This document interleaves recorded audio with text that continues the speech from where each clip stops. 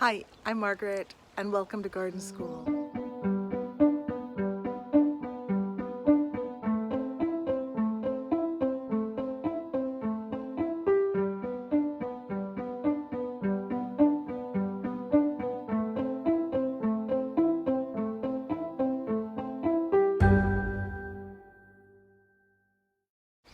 Wow, what is that great smell that I smell? I'm sorry you can't smell it, but perhaps you can. What I'm talking about is that fresh, after the rain smell, when you've had a dry period and then a rainstorm or a thunderstorm, and then there's this smell that is so refreshing and invigorating. Well, what is that smell? We're going to talk a little bit about that today. Well, that smell that we smell is called petrichor. And petrichor is a combination of a couple of things. One thing is that perhaps after a lightning strike, there is some change in some atoms, some molecules. So typically, oxygen and nitrogen are found in as a two-atom molecule. Well, lightning has the ability to disconnect those bonds, and then you have free oxygen atoms and free nitrogen atoms.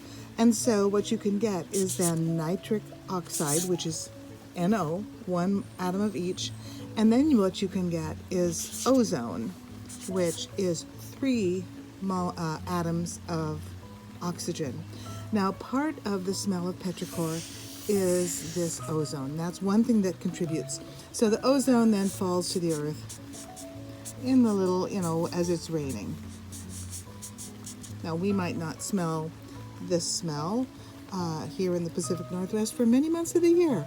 But then when we do smell it in the spring, the summer, even in the autumn, it's really refreshing. But then there are a couple of other parts. So we've got petrichor.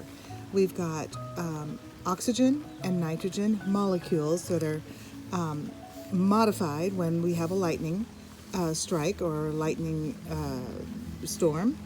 And then we have free oxygen atoms, free nitrogen atoms that can form nitric oxide and then ozone. And it's ozone that then falls to the earth, which contributes to the smell of petrichor. Another thing is called geosmin. And geosmin is a compound that's produced in the soil by certain bacteria called actinomycetes. And the actinomycetes produce this compound called geosmin, and and it gets concentrated in the soil, and then when it rains, the rain droplets release that smell of geosmin. And geosmin has a very distinctive smell, and human beings can recognize less than 5 parts per billion of geosmin, so a very, very small amount, and human beings can recognize that smell. So we've got ozone and we've got geosmin as contributors to the smell of petrichor. One other contributing factor may be plant resins. Certain plants produce resins that get concentrated in the soil in a dry spell. And so when there is moisture, those resin smells are released. I'm not sure if the plants near you have those resins. Perhaps they do. But that is one of the things that contributes to the smell of petrichor. Well, I've recognized another use for my sun umbrella, and that is to sit underneath it when it's raining and smell the petrichor. It's so refreshing, and it's going to be helpful with perhaps to reduce a little bit of watering for a while. Well, we have learned some vocabulary words. We've learned petrichor, we've learned geosmin and actinomycetes. Maybe you can add those to your vocabulary and your speaking today. I hope you've enjoyed this. Learn to recognize petrichor wherever you are.